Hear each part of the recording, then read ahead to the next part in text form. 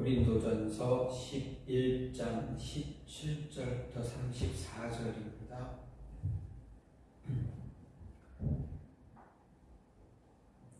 내가 명하는 이 일에 너희를 칭찬하지 아니하나니 이는 너희의 모임이 유익이 되지 못하고 유익이 못되고 도리어 해로움이라. 먼저 너희가 교회에 모일 때에 너희 중에 분쟁이 있다 함을 듣고 어느 정도 믿거니와 너희 중에 파당이 있어야 너희 중에 옳다 인정함을 받은 자들이 나타나게 되리라. 그런즉 너희가 함께 모여 주의 만찬을 먹을 수 없으니 이는 먹을 때에 각각 자기의 만찬을 먼저 갖다 먹으므로 어떤 사람은 시장하고 어떤 사람은 취함이라. 너희가 먹고 마실 집이 없느냐? 너희가 하나님의 교회를 업신 여기고 빈궁한 자들을 부끄럽게 하느냐? 내가 너희에게 무슨 말을 하랴? 너희를 칭찬하랴? 이것으로 칭찬하지 않노라. 내가 너희에게 전하는 것은 주께 받은 것이니 곧 주 예수께서 잡히시던 밤에 떡을 가지사 축사하시고 떼어 이르시되 이것은 너희를 위하는 내 몸이니 이것을 행하여 나를 기념하라 하시고 식후에 또한 그와 같이 잔을 가지시고 이르시되 이 잔은 내 피로 세운 새 언약이니 이것을 행하여 마실 때마다 나를 기념하라 하셨으니 너희가 이 떡을 먹으며 이 잔을 마실 때마다 주의 죽으심을 그가 오실 때까지 전하는 것이니라. 그러므로 누구든지 주의 떡이나 잔을 합당하지 않게 먹고 마시는 자는 주의 몸과 피에 대하여 죄를 짓는 것이니라. 사람이 자기를 살피고 그 후에야 이 떡을 먹고 이 잔을 마실지니 주의 몸을 분별하지 못하고 먹고 마시는 자는 자기의 죄를 먹고 마시는 것이니라.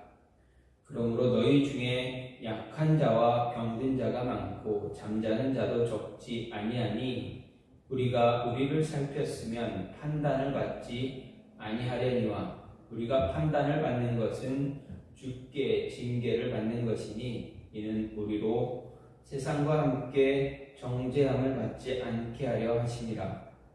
그런즉 내 형제들아 먹으러 모일 때에 서로 기다리라. 만일 누구든지 시장하거든 집에서 먹을지니 이는 너희의 모임이 판단받는 모임이 되지 않게 하려 함이라. 그 밖의 일들은 내가 언제든지 갈 때에 바로 잡으리라. 아멘.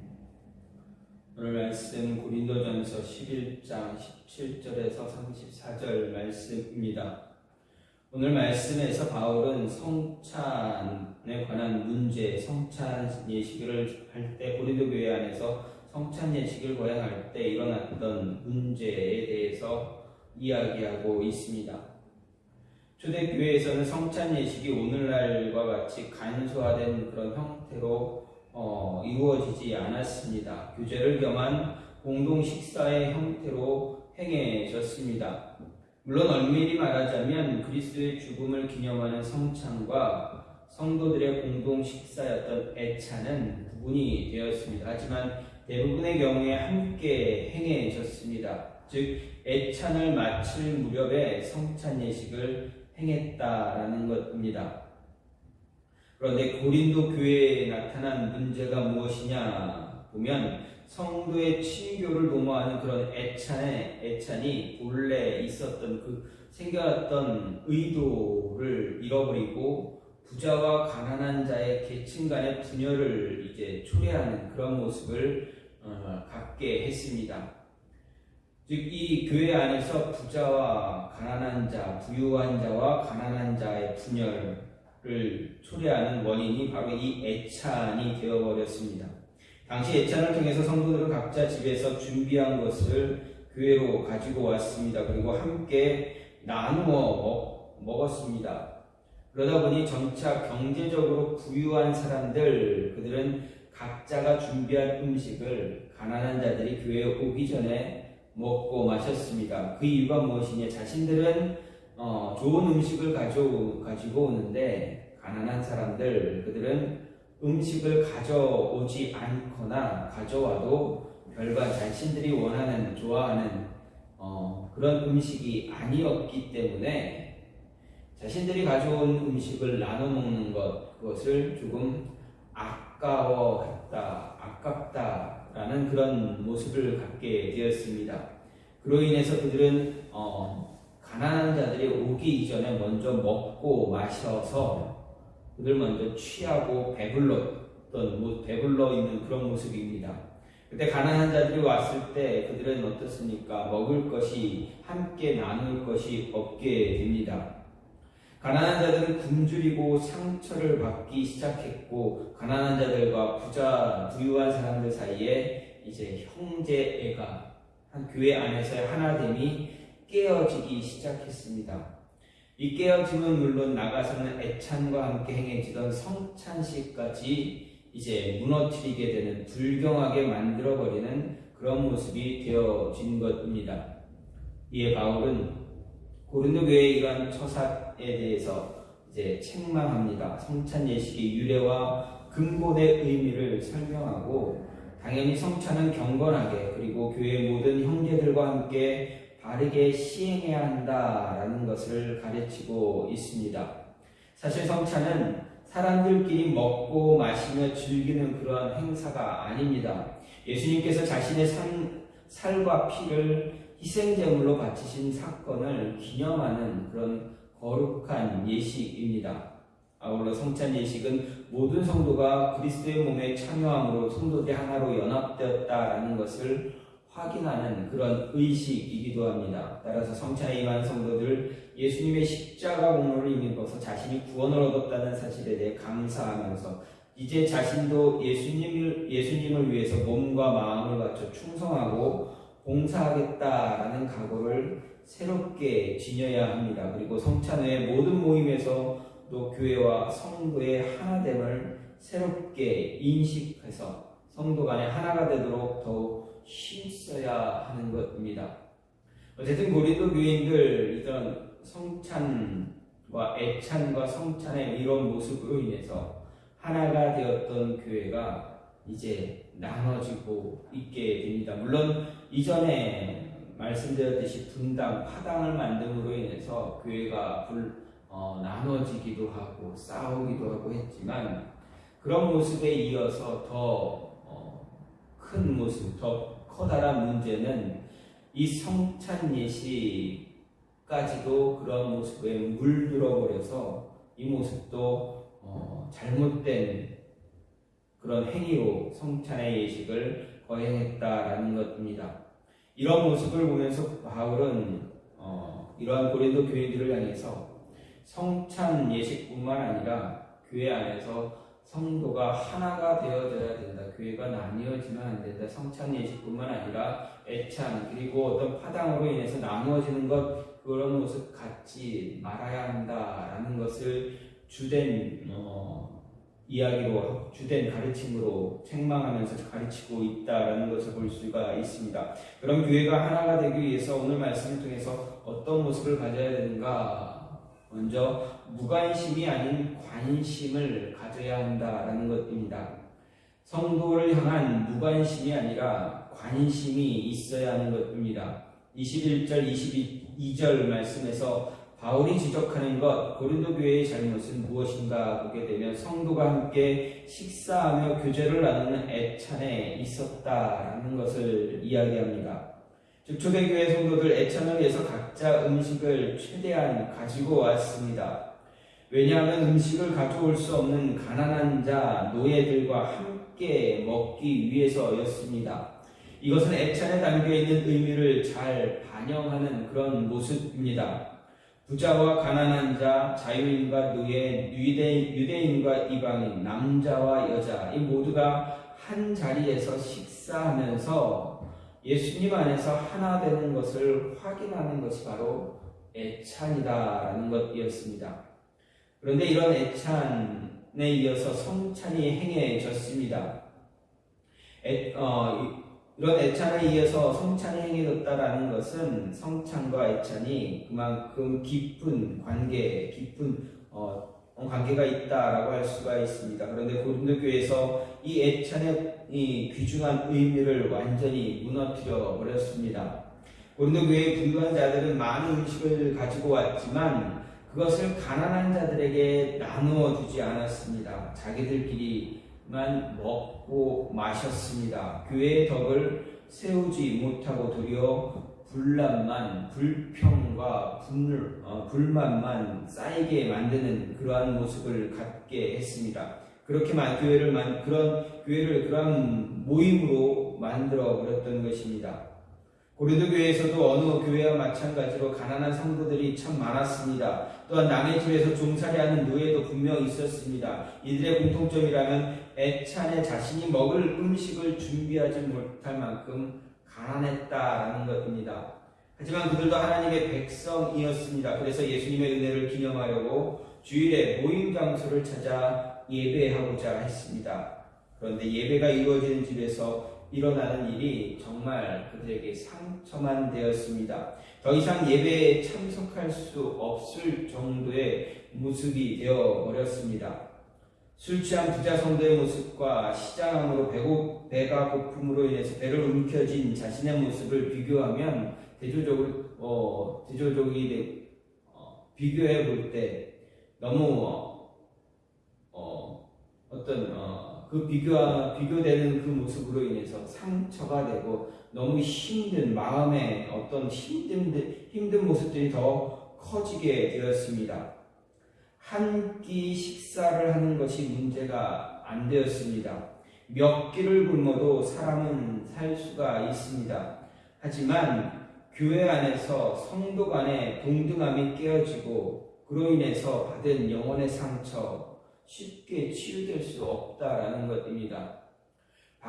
교회 밖에서는 서로 이런 모습으로 인해서 이런 모습 때문에 상처도 되기도 하지만 그래도 치유받을 수는 있습니다. 하지만 교회 안에서는 이런 모습을 갖게 되면 어떻게 됩니까? 돌이킬 수 없는 그러한 마음의 상처가 되어집니다. 그 영혼이 상처를 받게 돼서 돌이킬 수 없는 그런 모습이 되어져 버립니다. 바울이 1년 6개월 동안 이 고린도 지역에 머물면서 이 고린도 교회를 성공적으로 세웠습니다. 개척한 교회가 개척을 해서 정말 그 교회를 바르게 세웠습니다. 1년 6개월 동안 하나님의 말씀을 잘 가르침으로 인해서 그 교인들로 하여금 말씀에 바르게 세워지고 바른 교회의 모습을 만들어 일구어냈습니다. 그런데 얼마 지나지 않아서 불과 5년도 지나지 않아서 그 하나 되었던 교회가 깨어졌다라는 것입니다. 하나가 되었던 교회가 분열되기 시작되었습니다. 원인이 무엇이냐? 형제를 향한 무관심 때문이었다라는 것입니다. 가난하게 음식이 없는 자가 있음에도 부유한 자들은 어떻습니까? 그들을 돌보지 않았습니다. 한 교회 안에 한 모임, 한 공동체 안에 있었음에도 불구하고 같은 모임에 있음에도 불구하고 같은 공동체였음에도 불구하고 부유한 자들은 힘없고 가난한 자들을 돌보지 않고 그들을 생각하지 않았다라는 것입니다. 즉 그들에게 향한 관심이 없었다라는 것입니다. 무관심입니다. 오히려 자신의 입에 음식을 넣기에만 바빴습니다. 예수님의 이름으로 모였지만 이웃을 사랑하라는 예수님 말씀 실천하지 못했습니다. 전통적인 관습에 따라 부자는 가난한 자들과 한자리에 앉지도 않는 그런 모습, 그런 모습이 철저하게 나타났습니다. 이런 모습 예수님께서 허무신 벽을 사람들이 스스로 자신이 가진 그러한 경제적인 조건으로 인해서 다시 그 벽을 쌓아 올린 그런 모습이 되어 버렸습니다. 집안에서는 부자가 떡을 떼며 뜰에서는 가난한 자가 배를 움켜쥐고 있는 그런 모습이 되어 버렸습니다. 상처받은 영혼들 교회에 모이지 못하는 곳이 되었고 그곳은 하나님 나라가 될 수가 없었던 것입니다. 부자도 없고 가난한 자도 없고 슬픔도 없고 비교도 없는 것이 바로 하나님의 나라임에도 불구하고 없어야 할 것은 있고 꼭 필요한 형제를 향한 관심, 돌봄이 없는 곳이 되어버렸습니다. 그렇습니다. 형제에 대한 무관심, 이것은 우리가 예상하지 못한 결과를 초래하기도 합니다. 무관심하다는 것은 특별히 어떤 죄가 되지 않기도 합니다.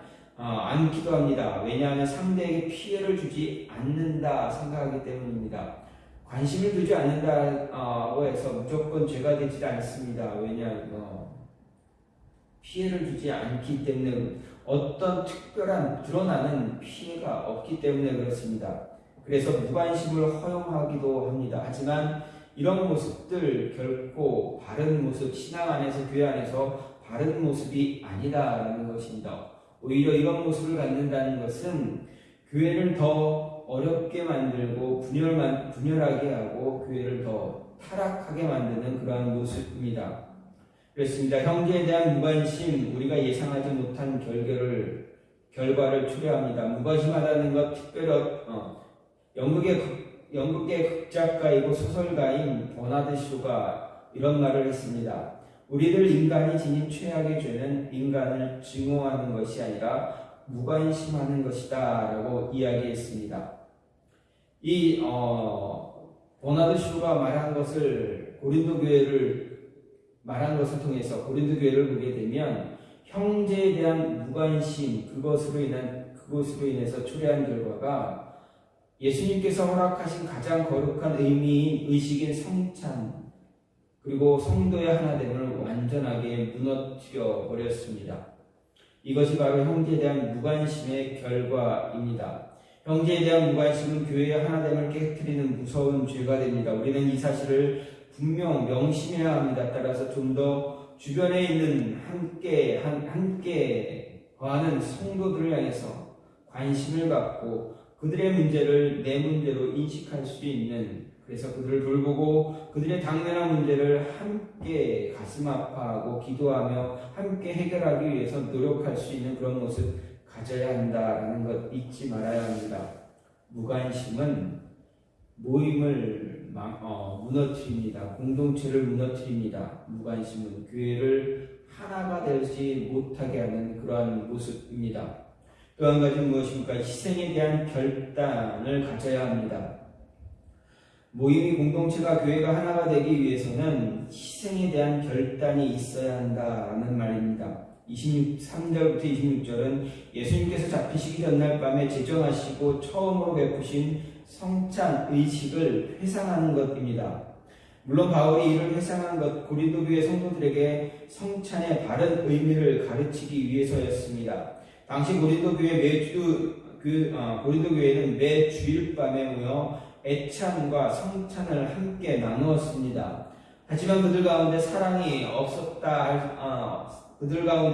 없었습니다. 그들은 다른 형제를 배려할 줄 몰랐습니다. 서로 나뉘고 다투고 비방하고 소송하고 무분별한 자유를 사용함으로 인해서 함께하는 성도들을 실족하게 만들고 있었습니다. 더욱이 그들은 성찬을 행할 때도 부유한 자와 가난한 자가 나뉘어졌습니다. 초대교회 당시 교회에서 공동식사를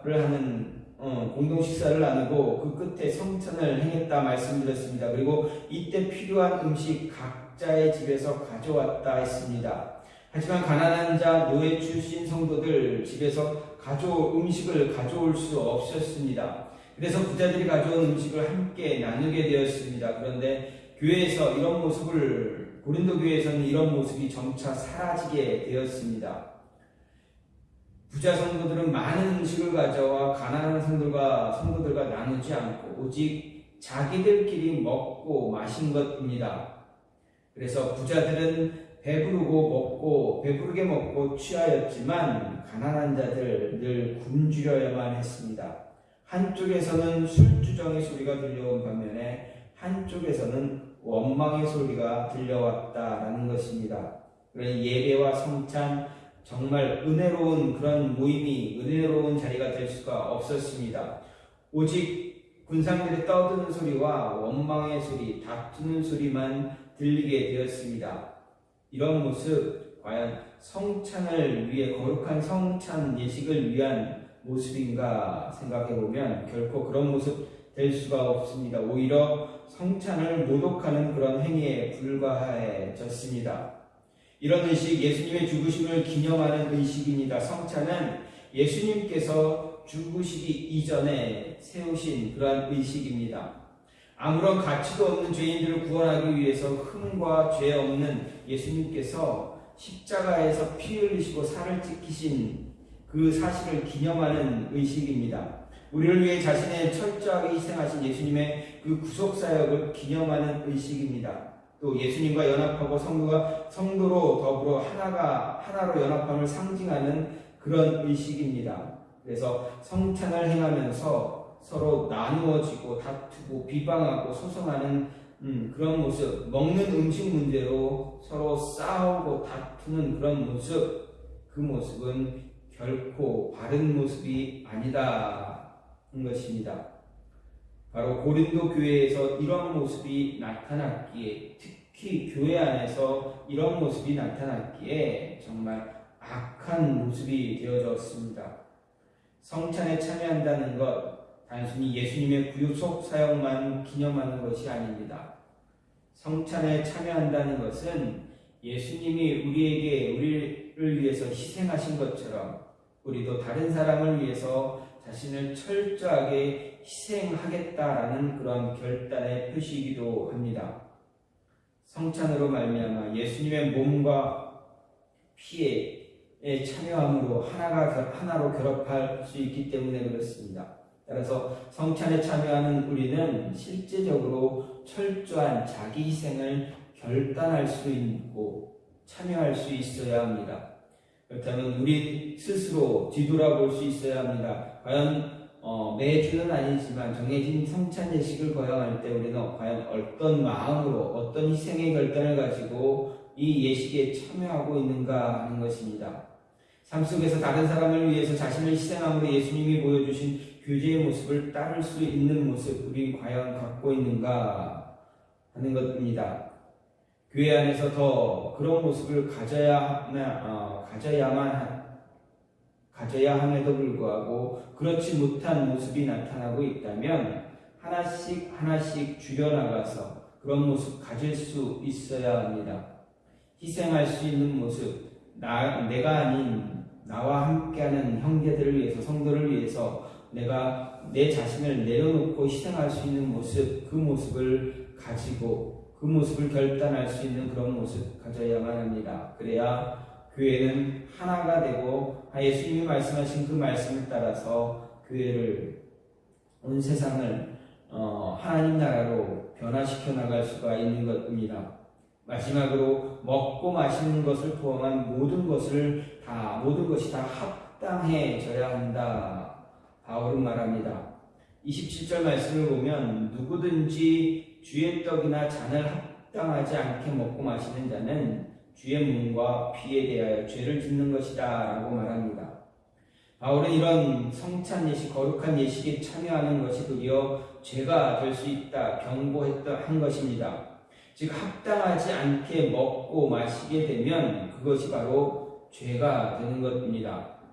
이것은 고린도 교인들을 향한 매우 엄격한 그런 경고였습니다.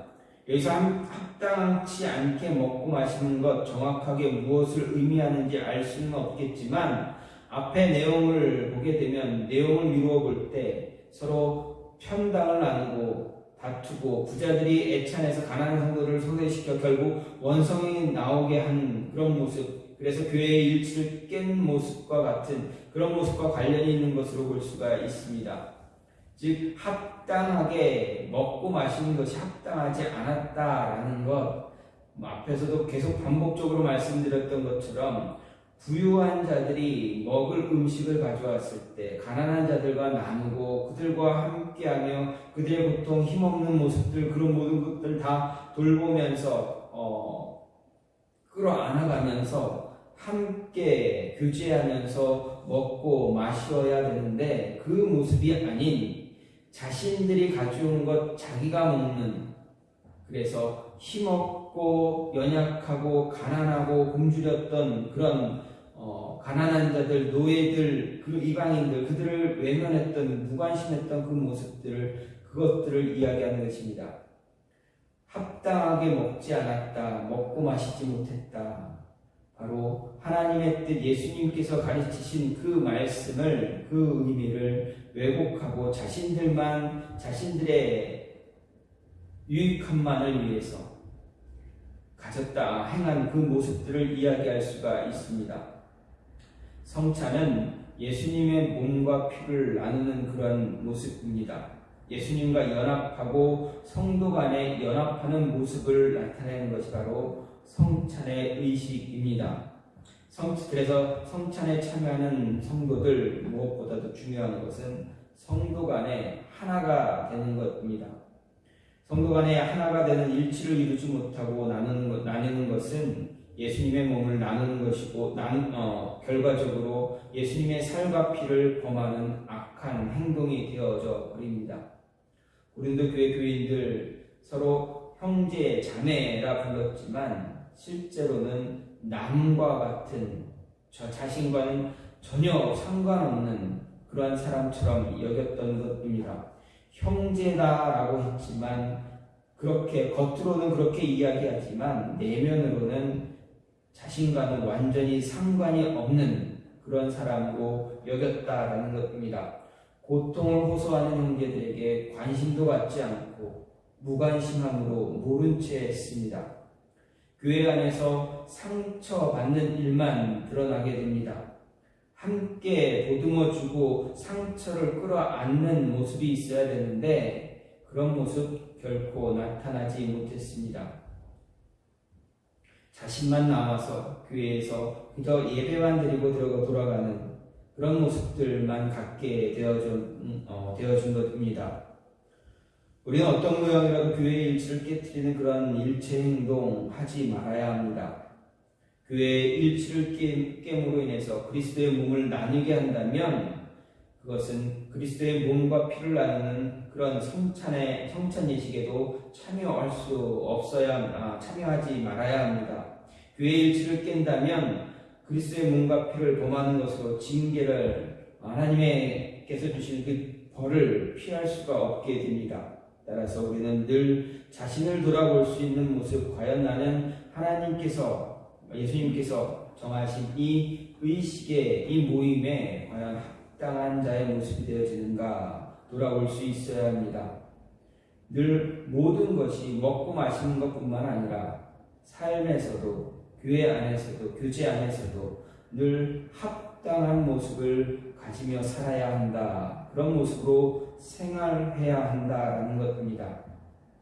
그렇지 못하면 합당한 모습이 이루어지지 않는다면 그 모습은 오히려 독이 되고 우리로 하여금 더 죄를 짓게 하는 그런 모습만 되어지게 한다라는 것입니다. 따라서 교회가 하나가 될 수 있도록 교회가 일치되는 모습 갖게 하기 위해서는 우리의 모든 삶에서 먹고 마시는 것을 포함한 모든 삶에서 늘 말씀에 맞게 합당한 모습, 합당한 삶을 가져야 한다라는 것입니다. 바울은 고린도 교회를 향해서 교회가 하나가 되는 교회 모임이 공동체가 하나가 되어질 수 있는 모습, 그 모습을 갖기 위해서는 무관심이 아닌 관심을 가져야 한다 이야기합니다. 그렇습니다. 성도 간에 관심이 없게 되면, 서로에 대한 관심이 없게 되면 교회는 하나가 되지 못합니다. 자기 희생에 대한 결단을 내리라 이야기했습니다. 희생하는 모습 가지려고 하지 않는다면 희생보다는 희생하지 않고 자신에게 어떤 도움만 얻길 바란다면 하나가 될 수가 없습니다. 나눠지게 됩니다. 파당이 생기게 됩니다. 그리고 합당한 모습, 합당한 말, 합당한 행동, 합당한 삶을 살지 못하면 교회는 나누어지게 된다라는 것입니다. 때에 따라 알맞은 모습으로 말씀에 따라서 그 말씀을 이루어가는 모습으로 합당하게 살아갈 때, 행할 때 교회가 하나가 되어줄 수 있습니다. 이런 모습이 저와 여러분의 안에서, 교회 안에서 이루어짐으로 인해서 하나님이 기뻐하시는 그 말씀을 온전히 이루어가는 그런 교회가 될 수 있기를, 그런 가정이 저와 여러분이 되기를 간절히 소망합니다. 이 시간 같이 기도하기 원하는 하나님, 우리로